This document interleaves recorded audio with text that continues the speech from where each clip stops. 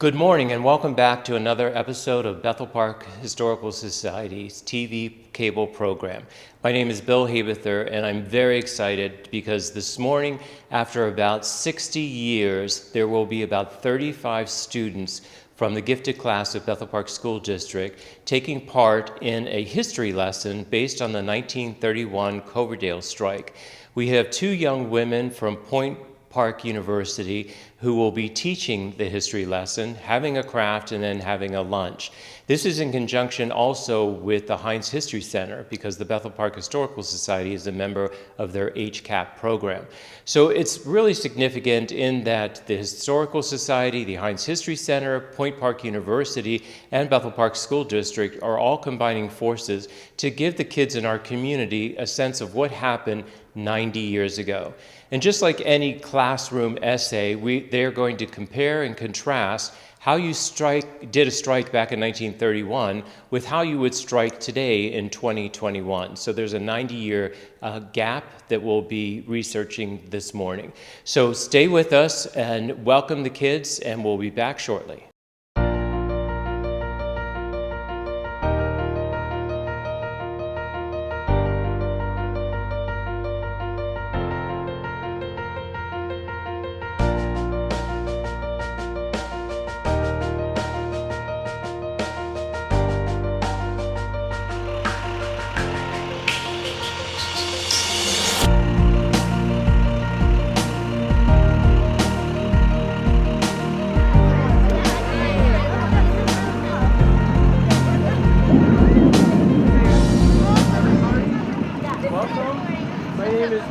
I'm with the Historical Society, and if you don't know, this is Dave Cable from Bethel Park Cable TV. So we're going to be doing a show this morning for you.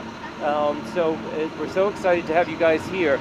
To see a school bus back on the property again, thank you very much. So we'll just start out here quickly. I'll give you a quick overview. In 1905, this front part of the building was built. It was the first high school in Bethel Township. Wow. So instead of going to the new high school, you would have come here back in 1905. In 1917, they added the addition. Everything behind that doorway over there was added, and it became Bethel Vocational School, which meant that the boys were taught farming and the girls were taught home ec and cooking. It was very sexist back in 1917. In 1927, they built another grade school over here, and as Bethel was growing, in 1934, the two schools swapped. So this then became the grade school, that became the high school. Later on in life, it became a middle school, and then subsequently it was torn down, and it is now our community center. So we're very fortunate this building that dates back to 1905, 1917 is still standing. We're actually landmarked by the Pittsburgh History and Landmarks Foundation. So it's one of the few commercial buildings that is still has a historic designation. So let's come on in. We just got this flagpole last week. It was at St. Valentine Church. It was moved over into our property. So the gentleman's going to be painting it, and he should be here at 1 o'clock. You may or may not still be here, but he's actually a steeplejack, which means he climbs that flagpole. And we have photographs of him at the very top of the pole, and all he has is just a rope. So that could be a career possibility for you. So come on in, and we'll get started. This is actually one of the classrooms that you would have been in. When it was a grade school, they put the first and second graders on the first floor because they were young. The third and fourth were on the second floor, and there were actually two classrooms in the basement.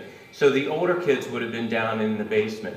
There also, this was fueled by coal furnace because, as you may or may not be aware, Bethel Park was built on the backbone of two coal mines, Coverdale, which is right down the street, and also Molineux.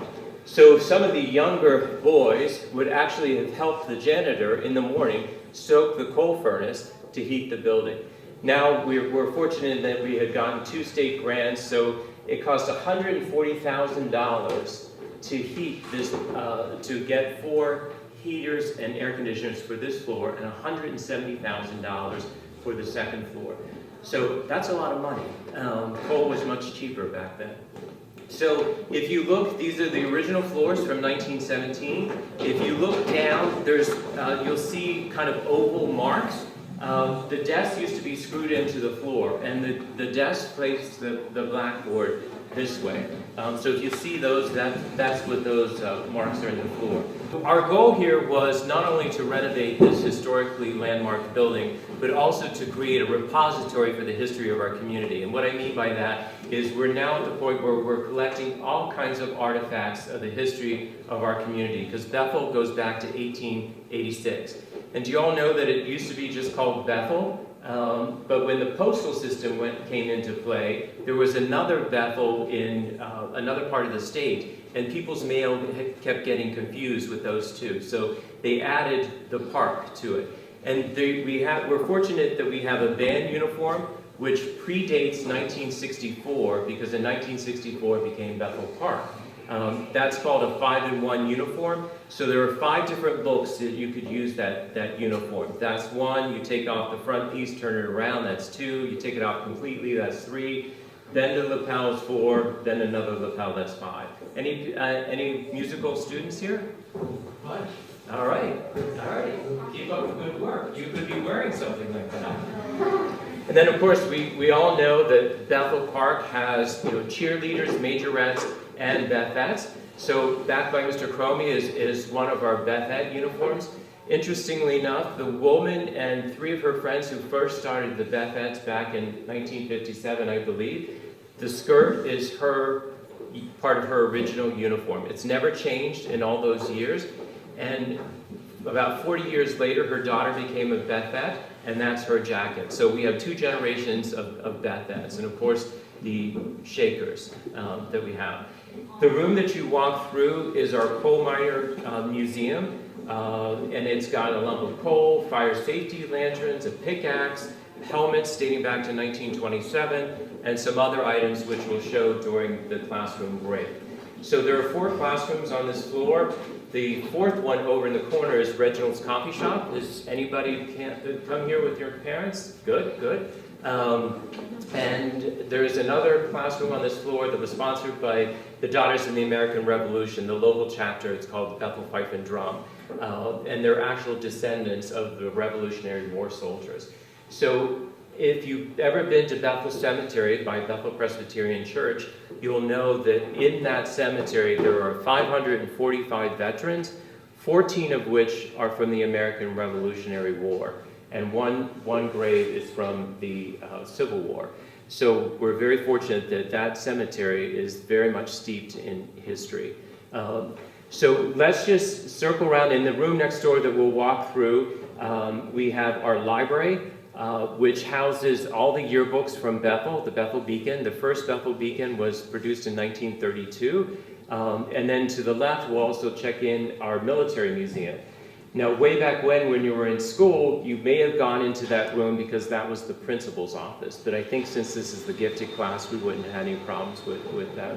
But it now houses our military museum, and we're quite proud because everything in that room is from a Bethel resident who served.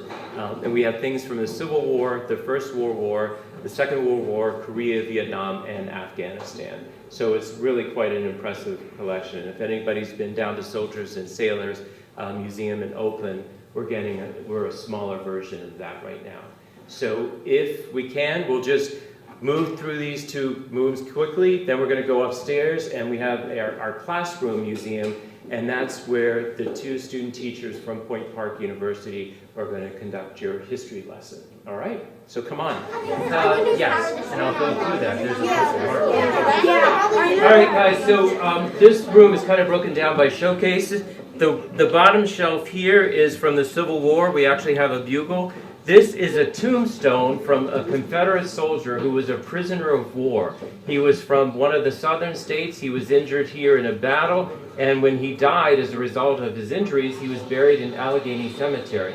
And if you look on the way out, you can actually see that there's a Confederate shield kind of behind his name and date of death. When in 1874, Allegheny Cemetery decided to create its own national cemetery to honor all the veterans of all the wars. So they dug up all the remains of prior veterans throughout the cemetery, moved them into one section, and gave them new headstones. So that's why we were able to get this headstone. Now, when you go to Arlington or another national cemetery, the way you can tell whether or not it's a Union soldier or a Confederate, Union soldiers had rounded tops to their headstones, and a Confederate soldier had a pointed top. So next time you're in a cemetery, you can impress your parents with that knowledge. The gentleman behind there on the left, he actually lived right up the street. His name was Elmer Henry Hoff Sr. That was from World War I, and his son is the second gentleman in the green uniform on the left there from World War II, Elmer Henry Hoff Jr. So those showcases, the 1, 2, 3, and 4 are all from World War II. The boys, when they were fighting overseas, they would send pillows back to either their moms or their girlfriends. So those silk-looking items on the bulletin board, actually you put a pillow form in there, and that the mothers and the girlfriends proudly put those in their living room. Those rifles are also from World War II. They're actually Japanese. And you can tell as the war progressed, the bottom one has a metal butt on the end. And as the war was fighting on, Japan wanted to mass produce the rifles, so they ran out of the steel, so then they started using wood.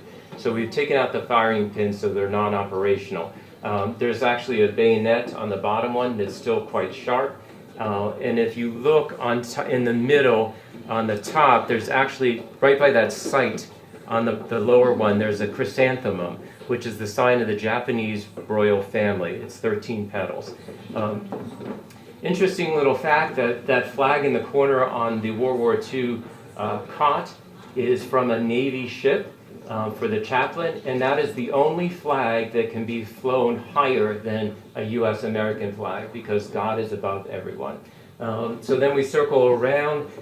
We've got Korea, Vietnam, and Afghanistan. Someone was asking me about honor medals.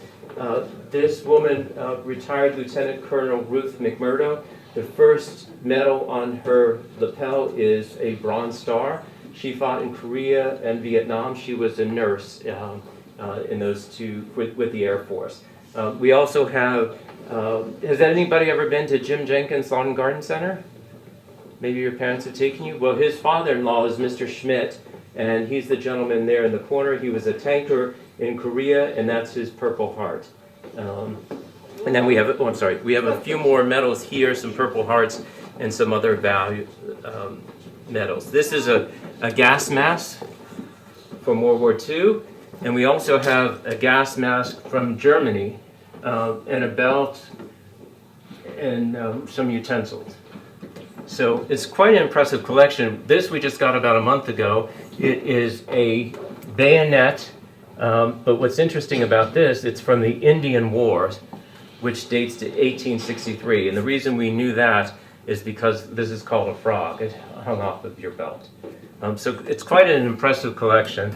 And as I said, these are all veterans from Bethel Park. You know, you don't know what to do with your grandfather uniform, so you donate it to us and we proudly display it. So we'll just kind of walk through the library and then we'll head on upstairs. If anybody plays softball, this is from 1947, a nice wool jersey. So in the heat of the summer when you're playing softball, you sweat a little bit more. This one is from 1957. Again, a book bag, a gym bag. This is pre-1964 because remember it just says Bethel.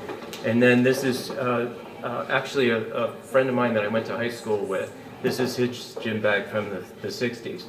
This eagle we're very fortunate to have. It was on top of the flagpole at Logan Elementary, which is a school that's now torn down and it's the home of Logan residents. But we were able to get that and we proudly display it.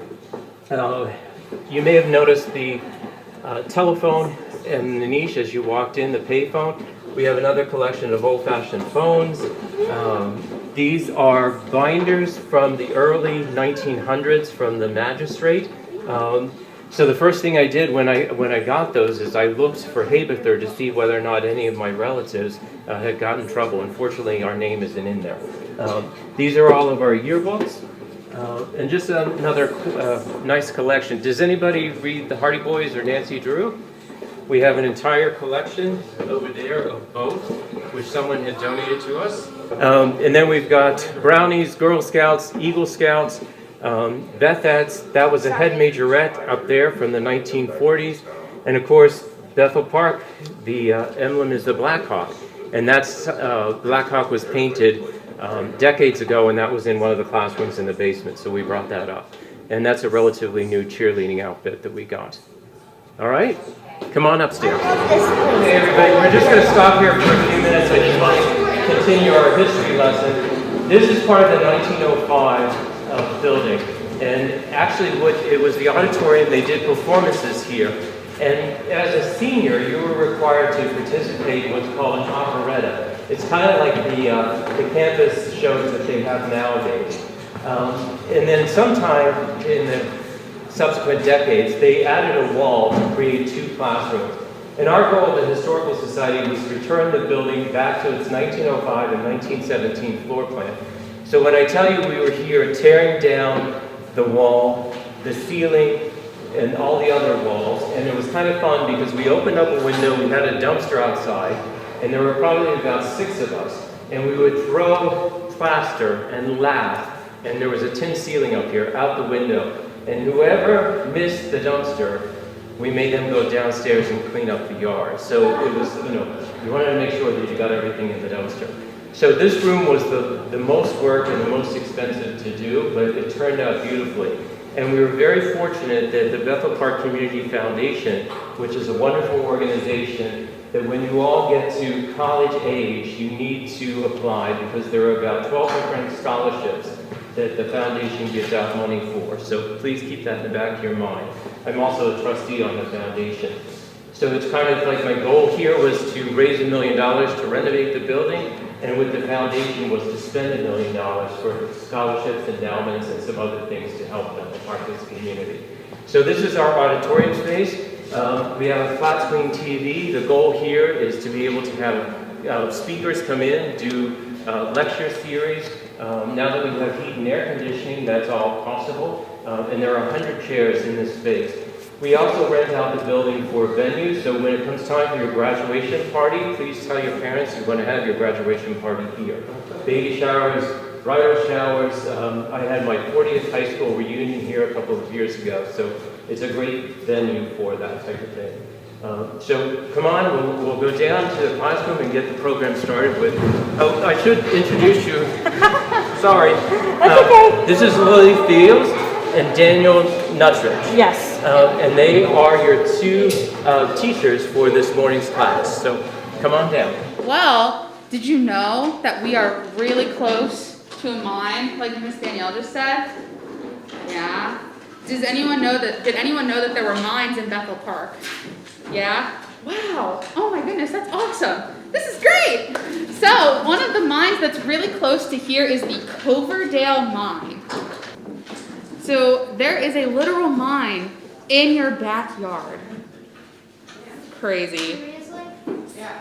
Pretty much, if you go to Ben Franklin, very much so. It's like right behind the school. Miners Park? Yeah. That's why it's called Miners Park. Oh my goodness. I was like, I saw a couple eyes go. I know. I didn't know that either until I came here. I learned that and I was like, really? Does everyone here know what miners do or did? Yeah? Would someone like to tell everybody? I see your hand. You shot up. They mine, they dig out resources for people to use, usually out of rock or something like that. I couldn't have said that better myself. Did everybody hear him? Yeah? So miners dig and they find resources, and it's normally like rocks, right? So everyone here knows what coal is, right? Yeah? And how important coal is?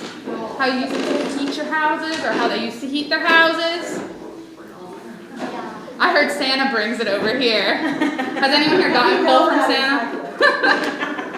So you got coal from Santa? I have a story about that. My brother, when he was little, he was like 3 and he had these toy trains, so he asked for coal. He asked for coal for Christmas, and while he was chunking coal like this big, but he was going to use it to run his toy train, but it was too big. that being a little big for a toy train. And I don't think I've ever heard anyone say they wanted coal for Christmas. Very resourceful. That is very resourceful. I can see the line of thinking because coal is used to power trains or the old school trains. So can someone explain to me what it might be like in a coal mine? I saw your hand right away. It is very dark, it is very dirty, you may not see sunlight for a very long time. Yes. And that distorts your perception of time. Yeah, that's really great. Oh my goodness. Yeah. Oh, your turn? Yeah, go ahead. It's also sometimes like dangerously low air, so like they bring animals back, there, and if that would start like suffering, they get out immediately. Yeah. Oh my goodness. You guys are coal mine experts. Yeah. But what I'm getting is no one would really want to work down there, right? No. I know I wouldn't want to work down there, especially because it ruins your perception of time and that would be fun. We actually have some pictures of some of the miners in the Cloverdale mine that we're going to pass around. Make sure you're careful, and you can see some of the stuff that they wear, and that is from the 1930s. In 1931, there was a miners' strike at the Cloverdale mine. Does anyone here know what striking is? Oh, this is great! You guys know so much. Back? When workers or anyone stops what they're doing on their job because they don't think it's fair. That is perfect. Can you say that again for everybody? When workers stop doing their job and say that it's not fair, so they can get more pay or something. Perfect. So why do you think the miners might have thought it wasn't fair? Yeah. Maybe they weren't getting enough money for their job. Yeah. And they, which Oh, one? Just do it. Okay. They were working in really harsh conditions. Working in harsh conditions. I was gonna say, I'm hearing it's dangerous. They don't get a lot of money. They're doing something for something that's very important, but they're not getting any money, and it's super dangerous. It can catch on fire. It can the floor can fall out from you. That's pretty crazy. Who here would strike because they didn't want to do that? I know I would. I wouldn't want to do that. I would strike, especially if I was getting no money. That's not it. But yeah, like we said, mining is really dangerous, and everyone here pretty much raised their hand saying they'd strike. So the mining company actually owned all of the homes that the miners were living in. So knowing that, what do you think happened when they went on strike? Yes, you with the fun space sweatshirt. The mining company took their homes away. That is exactly what happened. The mining company took their houses away. Who here has experienced the Pittsburgh winter? What is it? Cold. Ice cold. It is freezing. And do you guys know that they were out of their homes during January? Ooh, that is an oof. I would not want to not have a home. They were on strike for, I'm pretty sure, almost a year. They were on strike for a really, really long time trying to get paid, and they didn't have houses, and they weren't getting money. That's right, and that's pretty horrible. I wouldn't like that. That'd be pretty cool. So I want you guys to put yourself in the shoes of the miners. Try and think about what it'd be like. You were just working a really hard, dirty, dangerous job. And you just want to get paid more. And then they take away your housing and leave you in the Pittsburgh cold. How would that make you feel? Angry. Angry, cold. Yeah, over here. Angry. Furious. It would be sad. Sad. That's a good word. Yeah. It would be so much numb. What? They're numb from the cold. They're- So much. They're numb from the cold. Yeah. That's a good point. If they have wives or children, then would they be home? They might be home, but still with them. They Yeah, would be. that is exactly right, because they were sharing, like, a lot of the times the miners had families and they lived in the homes with them. So your whole family was living out in the cold. Also, did you know that in order to strike and protest, they set up tents out on this main street over here? What do you think that would be like, living in a tent with your whole family? One room, one tent with your whole family. It's cold. For almost a year. That's a good point. All they really had to do was strike, right? Yeah, because they weren't working. They were upset. They wanted more money. They didn't want to work in scary conditions. So they striked. So, if everyone wants to gather the stuff that they have here, we're actually going to move to a different room. And we're going to make some strike posters. Does someone want to read this one? Yeah, go ahead. Cloverdale Mine's unfair. Cloverdale Mine is unfair. Would you guys agree that they were unfair with the conditions they were working in and the pay they were getting? Yeah. Yes, I'm loving this energy. That is unfair. So why don't you guys take some of my signs just like as inspiration, or if you can think of your own phrases or drawings or designs when you're going through your make your sign, and then we'll give you guys some cardboard so you can make your own. I'm going to give you this little worksheet. It's really just for you guys to plan and brainstorm what you might want to put on your sign.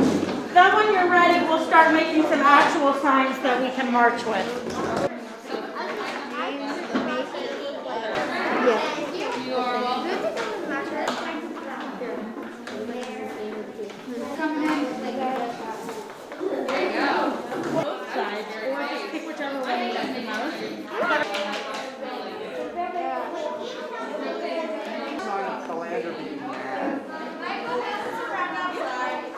What's this one say?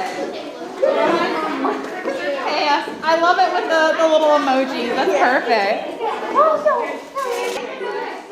Good. Now what's her name? What's her name? No change. PJ.